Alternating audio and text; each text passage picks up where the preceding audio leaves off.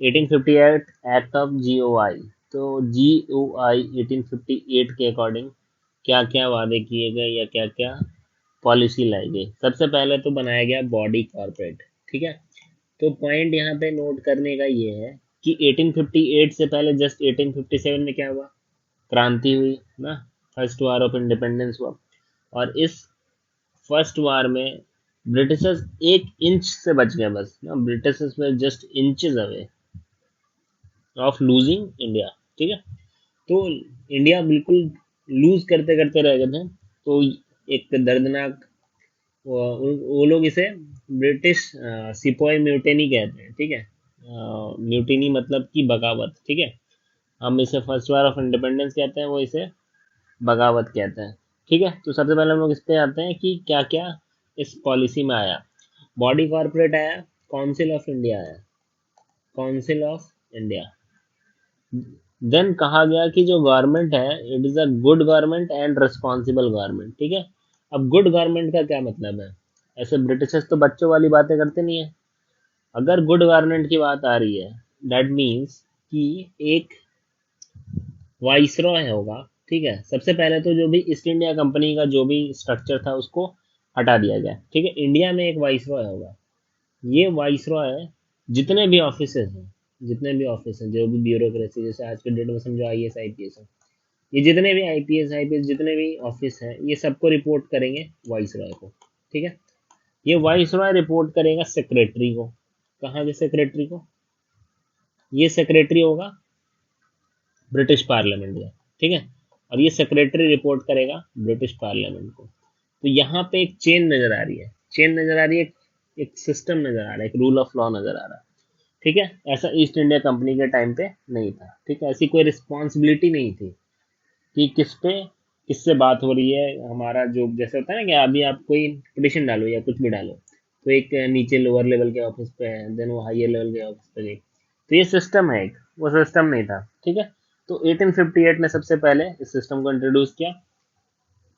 Council of India बनाया गया, जहाँ पे इंडियंस को भी इन्वॉल्व किया गया काउंसिल्स बनाने में, मतलब बेसिकली पॉलिसी मेकिंग में उनको भी डाला गया। ठीक है, उसके बाद आते हैं 3 जो एक्ट आए हैं लगातार, बहुत इंपॉर्टेंट इंपॉर्टेंट। ठीक है, 1861, 1892 एंड 1909। 1861 के एक्ट में क्या था, 1861 के एक्ट में इंडियंस को डाला गया, लेकिन इंडियंस को कहा गया नॉन ऑफिशियल मेंबर्स। ठीक है, इंडियन को काउंसिल ऑफ इंडिया जो पार्लियामेंट है उसमें डाला गया, लेकिन उनको कहा गया नॉन ऑफिशियल मेंबर। ठीक है, डिसेंट्रलाइजेशन स्टार्ट हुआ। डिसेंट्रलाइजेशन किसका, जैसे स्टार्टिंग में याद करो 1773 में पावर हाउसेस क्या थे, बंगाल था, इधर मद्रास था, और इधर बॉम्बे था। ठीक है, तो यहाँ से लेजिस्लेटिव पावर बंगाल को शिफ्ट हो गई थी। 1833 में ये कंप्लीट हुआ था, और जो गवर्नर जनरल ऑफ बंगाल था वो गवर्नर जनरल ऑफ इंडिया बन चुका था। ठीक है, ये डिसेंट्रलाइजेशन ये स्टार्ट हुआ था, ये फिनिश हुआ था 1833 में। डिसेंट्रलाइजेशन फिर से स्टार्ट होगा 1861 में, खत्म कब होगा, लगभग 1935 पे। 1935 का जीओआई एक्ट जो आएगा तो खत्म होगा ये। ठीक है, डिसेंट्रलाइजेशन, वापस से प्रोविंसेस को अपनी ताकत मिलेगी। प्रोविंसेस मतलब उस समय के स्टेट्स को प्रोविंसेस कहा गया था। ठीक है, provinces and princely states. Princely states मतलब जो रजवाड़े, ठीक है, राजा रजवाड़े जहाँ राज किया करते थे उसे कहा जाता था प्रिंसली स्टेट्स। ठीक है, तो ये हो गया नॉन ऑफिशियल मेंबर्स हो गए, डिसेंट्रलाइजेशन स्टार्ट हो गया, और उसके बाद ट्रांजेक्शन रूल्स वगैरह रिकॉग्नाइज किए गए कि ट्रांजेक्शन कैसे होगा। ठीक है, देन आते हैं उसके बाद 1861 के बाद जो आया है 1892 का। ठीक है, 1892 बहुत इंपॉर्टेंट एक्ट रहा है, क्योंकि इसके बाद से थोड़ा सा प्रेशर पड़ने लगा था। इंडियन कांग्रेस जिसका गठन होगा 1885 का जो गठन हुआ था आईएनसी का, इंडियन नेशनल कांग्रेस का एस्टेब्लिशमेंट जो हुआ था, इसकी वजह से 1892 में थोड़ा प्रेशर पड़ा ब्रिटिशर्स पे, तो उन लोगों ने इंडियंस को थोड़ी पावर्स बढ़ाई। जैसे क्या पावर्स बढ़ाए, डिस्कस करो बजट, बजट को डिस्कस करने की पावर दी गई। ठीक है, रिकमेंडेशन दे सकते हो, इसके अलावा recommendations of the provincial legislative council. ठीक है, provincial legislative council. Provincial legislative council में कौन कौन थे? तो बेसिकली इसमें थे जमींदार, ठीक है, उस समय के जो जमींदार थे, प्रिंसली स्टेट से कुछ लोग थे, ठीक है, तो इनकी रिकमेंडेशंस भी लेगा, ठीक है। ये अपडेट हुआ कुछ 1892 में। तो देखा, अभी इससे पहले इंडियंस को किसी तरह की राइट्स नहीं दिए गए थे, किसी तरह का नॉन ऑफिशियल मेंबर्स थे, वो बात तक नहीं कर सकते थे, ठीक है, लेकिन अभी वो डिस्कस कर सकते थे और अपनी रिकमेंडेशंस भी दे सकते थे। इसके बाद जो मेजर इवेंट आया है वो आया है 1905 में, मुस्लिम लीग का 1905 में सेपरेशन होता है, ठीक है, बंगाल का सेपरेशन होता है, बंगाल का सेपरेशन होता है। क्यों होता है सेपरेशन? ताकि वो कहते थे, मतलब बेसिकली ब्रिटिशर्स का कहना था कि जो एडमिनिस्ट्रेशन वाली जो प्रॉब्लम आ रही है, बेसिकली जो स्टेट है बंगाल, ये बहुत बड़ा है, ठीक है, तो बंगाल अगर बहुत बड़ा है तो हम लोग इसको थोड़ा छोटे छोटे पार्ट में डिवाइड कर देते हैं, सो डैट कि एडमिनिस्ट्रेशन ईजी हो जाए, ये ब्रिटिशर्स का कहना था। बट एक्चुअल ये रीजन था कि उन्हें हिंदू मुस्लिम में लड़ाई लगवानी थी, ठीक है, जो कि अभी तक चलता चला आ रहा है। तो ये जो सीड बोए गए थे, ठीक है, this is the seed of communalism which were sowed by the Morlemento, known as the father of communalism। तो इनको फादर ऑफ कम्युनलिज्म कहा जाता है, ठीक है। रिलीजन का जो बहुत बड़ा अभी तक मुद्दा चल रहा है, ये उसी समय से पनपना शुरू किया था और पता नहीं कब तक चलेगा, ठीक है। तो 1909 में मॉर्ले मिंटो रिफॉर्म आता है, ठीक है, Morley Minto reform. Morley was the viceroy, Minto was the secretary, ठीक है। तो यहाँ पे इस रिफॉर्म में क्या होता है, इस रिफॉर्म में आता है सेंट्रल लेजिस्लेटिव काउंसिल बनाई जाती है, ठीक है, सेंट्रल लेजिस्लेटिव काउंसिल,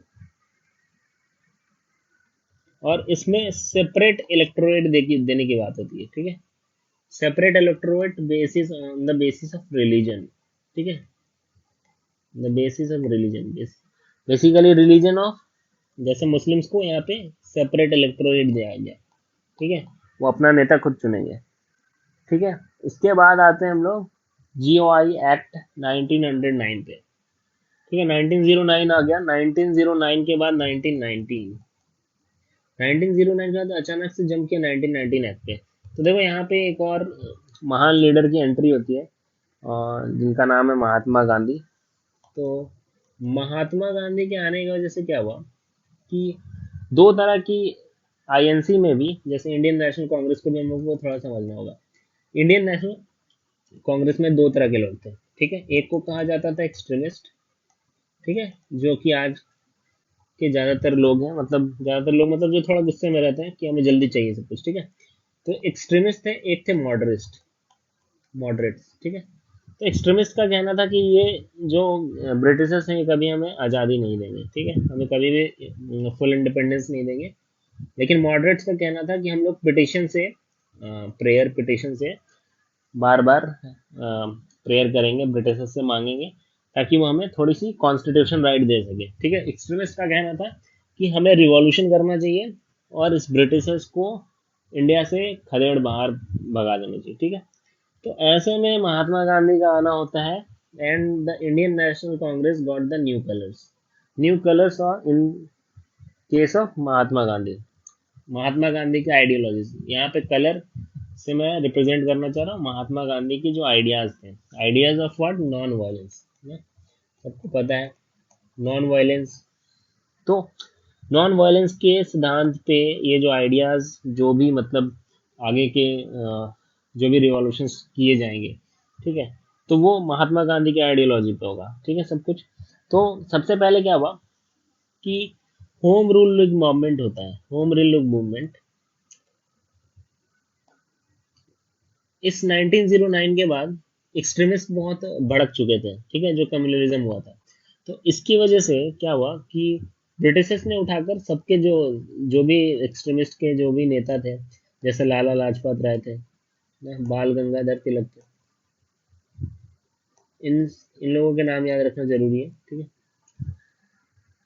तो इनको जेल में उठाकर डालना शुरू कर दिया ब्रिटिशर्स ने, ठीक है, बहुत हेवी पेनल्टीज लगाई गई। इवन लाला लाजपत राय, बाल गंगाधर तिलक, ये सब तो 6-6 साल मतलब जेल में रह के आए थे, ठीक है।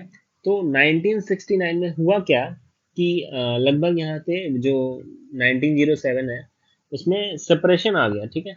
बहुत ज़्यादा मैं हिस्ट्री में घुसना नहीं चाहता हूँ, मैं एक मोटा मोटा बता दे रहा हूँ, क्योंकि हम लोग को पॉलिटी से ज़्यादा कनेक्शन रखना है हिस्ट्री में। ये हिस्ट्री के मॉडर्न हिस्ट्री में इसका फिर से जिक्र आएगा, ठीक है। तो बेसिकली पॉइंट ये है कि 1909 में दो चीज आई, एक तो ये एक्ट आया और एक रौलत एक्ट आया। मतलब कि पहले ये एक्ट आया देन रौलत एक्ट आया। रौलत एक्ट के अकॉर्डिंग क्या था, रौलत एक्ट के अकॉर्डिंग किसी तरह का भी इंडियंस जो है वो आर्म्स एक्ट नहीं रख सकते थे, ठीक है। इंडियंस के पास कोई राइट नहीं था कि वो आर्म्स किसी तरह से रख पाएंगे। 1909 में क्या हुआ, 1909 एक्ट के अकॉर्डिंग लेजिस्लेटिव लिस्ट को सेपरेट किया गया, ठीक है। जैसे कि पॉइंट टू बी नोटेड यहाँ पे कितनी तीन लिस्ट होती है। एक यूनियन लिस्ट होता है, जैसे आज के कॉन्स्टिट्यूशन में हमारे पास यूनियन लिस्ट है, स्टेट लिस्ट है, एंड एक फेडरल लिस्ट है, एक तरह से कह सकते हैं, ठीक है। तो यहाँ पे यूनियन लिस्ट अपने यूनियन पे कानून बनाता है, स्टेट जो है स्टेट अपनी स्टेट लिस्ट पे कानून बनाता है। फेडरल में दोनों बना सकते हैं, in case of repugnancy union law जीतेगा, ठीक है। तो लेजिस्लेटिव लिस्ट को सेपरेट किया गया। सेपरेट किया गया मतलब अपने प्रोविंसेस को भी अपनी कानून बनाने का हक दिया गया, लेकिन बहुत ही उसको डाइल्यूट कर दिया गया। डाइल्यूट कैसे क्या किया, स्टेट लिस्ट में किसी तरह का, अभी जो कॉन्स्टिट्यूशन में है किसी तरह का कैटेगराइजेशन नहीं है, लेकिन उस समय पे कैटेगराइजेशन हुआ। कैटेगराइजेशन कैसा हुआ, कैटेगराइजेशन हुआ ऐसे, स्टेट लिस्ट का कैटेगराइजेशन हुआ दो दो टर्म्स में रखा गया, ठीक है। एक रिजर्व लिस्ट, एक फेडरल लिस्ट। रिजर्व लिस्ट और जो फेडरल लिस्ट है, इसमें रिजर्व लिस्ट वाला जो पार्ट है इस पे ब्रिटिश का कमांड था, ठीक है। इस पे इंडियन थे नहीं। तो रिजर्व लिस्ट अभी भी इंडियंस के पास नहीं आया था, ठीक है। और ज्यादातर पावर्स जो वो रिजर्व में रखी गई थी। तो ये ट्रू फेडरेशन नहीं था, ठीक है। ये एक नाम बनाया है गवर्नमेंट ऑफ इंडिया एक्ट 1919, उसको डाला फेडरेशन में और बस ऐसे ही दे दिया, ठीक है। मतलब एक तरह से पप्पू बनाया था, ठीक है। लिमिटेड फ्रेंचाइज दी गई, ठीक है। अब ये बात आगे हो सकता है मैं बता दूं। लिमिटेड फ्रेंचाइज मतलब जो वोटिंग राइट है, जैसे आज के डेट में हम लोग सबके पास वोटिंग राइट है, इसको कहते हैं यूनिवर्सल एडल्ट फ्रेंचाइज। ये हमारे बी आर अम्बेडकर, जिन्होंने हमारा कॉन्स्टिट्यूशन लिखा है, उन्होंने दिया है, ठीक है। 6%, 10% जो है लिमिटेड फ्रेंचाइज दी जाती थी, केवल जो इलीट क्लास होती थी वही वोटिंग देती थी, उनका ही पास ही वोटिंग राइट थी, ठीक है। ये बी आर अम्बेडकर की ग्रेटनेस है कि ये जो यूनिवर्सल ग्रेट एडल्ट फ्रेंचाइज है ये बी आर अम्बेडकर